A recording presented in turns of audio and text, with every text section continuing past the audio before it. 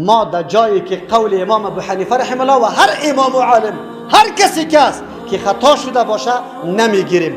اما کدام قولش که موافقت با کتاب الله و سنت رسول الله، نه تنها 4 عالم، به هزارها علمای امت اگر سخنانشان موافقت به کتاب الله و سنت رسول الله داشته باشه، میپذیری یا نمیپذیری؟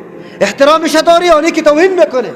احترامش داریم. از همون خاطر از همین منبر اعلان میکنم که الله متعال تو زبان بر ما نده که در مقابل علمای سلف خود که در رأسش 4 امام مجتهد است، نعوذ بالله اتوری زبان الله بر ما نده که ما بدگویی یا ادناترین توهین و تحقیر در مقابل از ما بکنیم و اعلان براءت و بیزاری از او طایفه های میکنیم که به نام سلفی هر عالم دین و امت ما را توهین کنه، تحقیر کنه، او از جمع ما نیست و نه نمایندگی ما را کردن.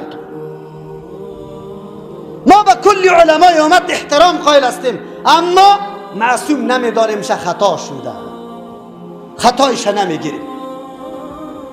علما تنها همی 4 نیست، به هزارها عالم وجود داره در امت، کلش قابل چی هست؟ احترام. بلکه ما نظر به کتابی که یک عالم نوشته کرده که گوشتای علما مسموم است، زهر دیشان انداخته شده، کسی کی را بخوره هلاک میشه. اگر زبان طعن در حق علما کسی شروع بکنه، الله ذلیل میکنه، هلاک میشه.